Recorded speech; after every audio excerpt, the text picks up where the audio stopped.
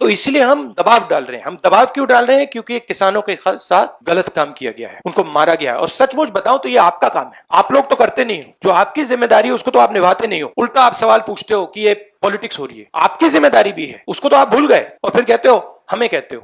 नमस्कार दोस्तों, जब से लखीमपुर खीरी में किसान नरसंहार हुआ है तब से गोदी मीडिया जैसे पागल हो गया है। दलाली और चाटुकारिता की सारी हदें पार कर दी हैं। खुद को किसान कहने वाले इन लोगों ने बीजेपी के 2 और कार्यकर्ताओं की बेरहमी से हत्या। बीजेपी की ये गाड़ियां जा रही थीं, सड़क पर कुछ किसानों ने इन गाड़ियों पर पथराव शुरू कर दिया और इससे घबराकर भागने के चक्कर में ये घटना हुई। मैं आपका हृदय से जी न्यूज का आभारी हूँ।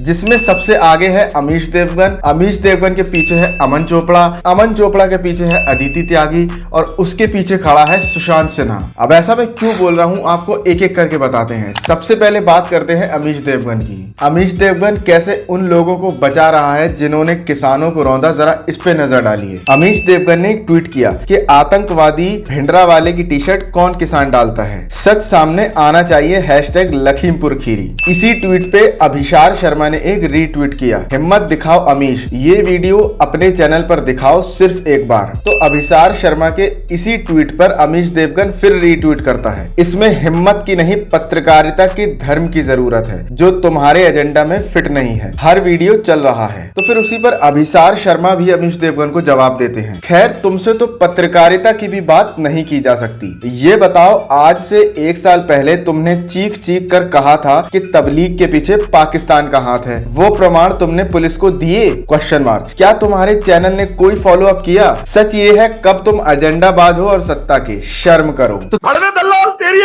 दोस्तों उत्तर प्रदेश में हुई इस घटना से जैसे अमीश देवगन पूरी तरह बौखला गया है। लेकिन प्रदर्शनकारियों के सिर पर खून सवार था। प्रदर्शनकारी एक दूसरे युवक को धमका रहे हैं और कह रहे हैं कि बयान दो, तुम्हें अजय मिश्रा ने एक्सीडेंट करने के लिए यहां भेजा है। ये युवक बार बार अपनी जान की भीख मांग रहा है और कह रहा है कि नहीं भेजा, उन्होंने नहीं भेजा। मैं बोल रहा हूं चुप। क्यों आपके चुप कराने जो चुप हो जाएंगे? थोड़ी मर्यादा रखिए। उसको ये अंदर ही अंदर डर है कहीं इस घटना की वजह से उसके मालिक की सरकार ना चली जाए। अगर उसके मालिक की सरकार चली गई तो फिर 10-10 करोड़ के ऐड उसके चैनल को कौन देगा और इनकी तनख्वाहें कहां से आएंगी? आखिर ये हैं तो उन्हीं के गुल्लू।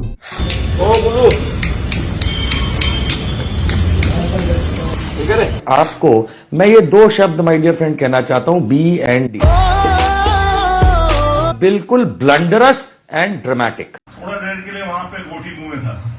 इसके पीछे अमन चोपड़ा भी डट के खड़े थे क्योंकि अमन चोपड़ा भी अब इसी के चैनल का हिस्सा बनने वाले हैं, तो उन्होंने भी कोई कसर नहीं छोड़ी। एक नजर उस पे भी मार लेते हैं। जो वीडियो सामने आया, जिस वीडियो में साफ दिख रहा कि कैसे किसान शांतिपूर्ण तरीके से सड़क पे चल रहे हैं और पीछे से आके एक गाड़ी उन्हें रौंदती है, ना कि वो पथराव कर रहे हैं किसी गाड़ी पे, वो सिर्फ चल रहे हैं और पीछे से गाड़ी आके उन्हें रौंदती है। इसी वीडियो पे अमन चोपड़ा ने एक ट्वीट किया, लेकिन गाड़ी की विंडशील्ड पहले से कैसे टूटी हुई थी, पूरा सच सामने आना अभी बाकी है। तो साहब कह रहे हैं कि जिस गाड़ी ने किसानों को पीछे से रौंदा उसकी विंडशील्ड पहले से टूटी हुई थी, यानी कि किसान उस गाड़ी पे पथराव कर रहे थे। तो साहब के हिसाब से अगर किसी गाड़ी का शीशा टूटा है तो उसे लोगों को रौंदने की इजाजत मिल जाती है। ये बिल्कुल वैसा ही है कि अगर आप Zee news, Republic Bharat, India TV, news 18 जैसे चैनलों में काम कर रहे हैं तो आपको दलाली और चाटुकारिता की इजाजत मिल जाती है। तुम चुल्लू भर पानी में जाके डूब के मर जाओ।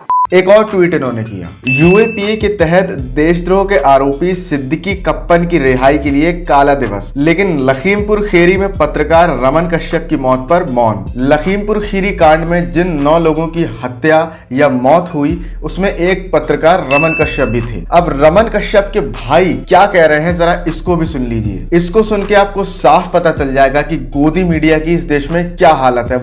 आज ये एक घटना हुई जिसके बारे में हम लोग आए तो आप बता रहे थे कि आज तक क्या थोड़ा उस बारे में बताएं कि क्या ऐसा हो रहा था। ऐसा भी है, कल से बहुत मीडिया वाले आए हैं, ठीक है, तो कुछ मीडिया वाले उसमें ऐसा है कि वो अपने वर्ड हमारे मुंह से बुलवाने के लिए, जैसे किसानों ने डंडों से मारा है, ये है वो है, तो हमने कहा नहीं ऐसा कुछ नहीं है। इसमें भी राजनीति करें, मीडिया भी राजनीति कर रही है। किस निचले स्तर तक उतर आई है कि जिस इंसान का भाई की मृत्यु हो गई है उसे भी नहीं छोड़ रही है अपने एजेंडा चलाने के लिए।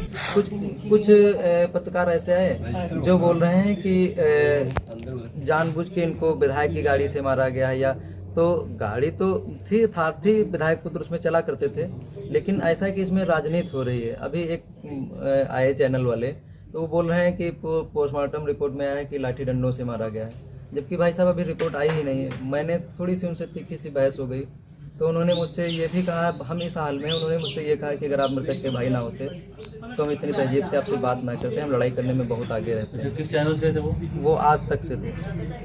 अच्छा, मतलब ऐसी वीडियो देख के किसी भी इंसान का सर शर्म से नीचे झुक जाए कि उसके देश की मीडिया कितनी हद तक गिर सकती है। दोस्तों, ऐसा लगता है कि इन गोदी पत्रकारों को एक ही स्क्रिप्ट दी जाती है कि ऊपर पार्टी कार्यालय में एक ही पर्चा बनाया जाता है और इन सभी पत्रकारों को बांट दिया जाता है। जो बात अमन चोपड़ा कह रहे थे वही बात सुशांत सिन्हा भी कह रहे हैं। वायरल वीडियो को पहली बार में देखिए तो लगता है कि ऐसे ड्राइवर को तो कड़ी सजा मिलनी चाहिए, लेकिन फिर गौर से देखने पर गाड़ी का आगे का शीशा और पीछे का शीशा टूटा नजर आता है। यानी इस वीडियो के पहले गाड़ी पर हमला हुआ क्वेश्चन मार्क, बचकर भागने के क्रम में हादसा हुआ क्वेश्चन मार्क। क्वेश्चन मार्क तो सिर्फ एक बहाना है। असल में इनको लोगों के दिमाग में एक बात उतारनी है जिसकी ये पुरजोर कोशिश करते हैं, जिसकी स्क्रिप्ट इन्हें ऊपर से आती है। सीएम तक ये खबर पहुंचे क्या हो रहा है।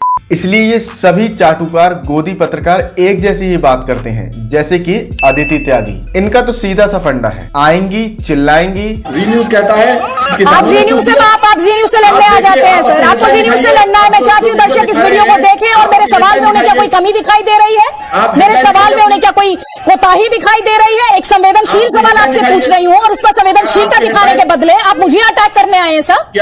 आपकी राजनीति के बारे में बहुत कुछ कहता है। देखिए, अपने बारे में इतना भी अहंकार ठीक नहीं। आप जी न्यूज नहीं है, पहली बात। दूसरी बात कि जी न्यूज की हेडलाइन दिखाई है। सुनिए, मैं जी न्यूज नहीं हूँ, मैं अपने चैनल को रिप्रेजेंट करती हूँ। मेरे को अहंकार की जरूरत नहीं है सर, मुझे अहंकारी होने की जरूरत नहीं है। आफ्टर ऑल मैं राजनेता नहीं हूँ, आफ्टर ऑल मैं राजनेता नहीं हूँ, आफ्टर ऑल मैं राजनेता नहीं हूँ। मैं ऑपोजिशन के प्रवक्ताओं की आवाज नीचे कर देंगी और जब वो इनकी पोल खोल रहे होंगे तो भाजपा के प्रवक्ता के पास चली जाएंगी। वो इस व्यक्ति की मौत पर पहले अपने सियासी जो फायदे हैं वो पूरे होते हुए देख ले, जो उनकी सियासी मांगे हैं वो पूरे होते हुए देख ले, तब वो इस व्यक्ति के लिए इंसाफ मांगे। मैं सियासत का चेहरा आपके सामने रख रही हूँ, फैसला आपको करना है, फैसला आपको करना है। शलभ मनी त्रिपाठी, शलभ मनी त्रिपाठी, आपका जवाब सर, ये जो 9 मौत हुई है कोई तो से मिलेगा किसानों को इंसाफ। बस ज्यादा नहीं वरना कानों में से खून आ जाएगा। इसकी आवाज सुनने से बेहतर है कि इसकी आवाज सुनी जाए।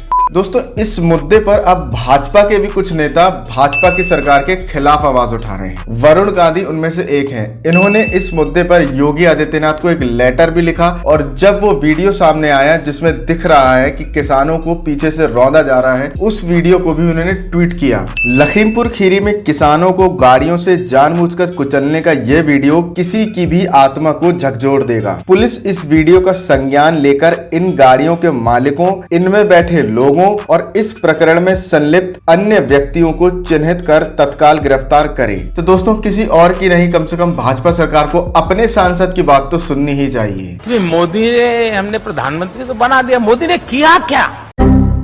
लेकिन दोस्तों, इतना सब कुछ होने के बाद भी हमारे प्यारे प्रधानमंत्री श्री नरेंद्र मोदी जी ने इस घटना पे एक भी ट्वीट नहीं किया है। वो प्रधानमंत्री जो भारत की हर एक छोटी बड़ी घटना पे ट्वीट करते हैं, चाहे वो खेल से जुड़ी हो, किसी मूवी से जुड़ी हो या किसी भी चीज से जुड़ी हो, वो ट्वीट जरूर करते हैं। अलग अलग देश के प्रतिनिधियों को उनकी भाषा में ट्वीट करते हैं, लेकिन इतने बड़े कांड पे जो अपने ही देश में हुआ है, उस राज्य में हुआ है जहां उनके पार्टी की सरकार है, एक भी ट्वीट नहीं किया। महाराज लोग कहते हैं महाराज खैर की लकड़ी की चोरी करता था, बूझ लो किसी से। नेपाल में खाद की तस्करी करता था, गुंडा एक्ट लगी हुई है। इस तरह के लोग गृह मंत्री बनेंगे तो लड़का तो भाई क्रांतिकारी पैदा होगा ही। खैर, वो यूपी में ही थे और एक कार्यक्रम कर रहे थे जिसमें गलती से मिस्टेक हो गई। आपको ये प्रधानमंत्री स्वनिधि योजना का कोई लाभ मिला है? नहीं साहब, कुछ नहीं मिला सर। अच्छा।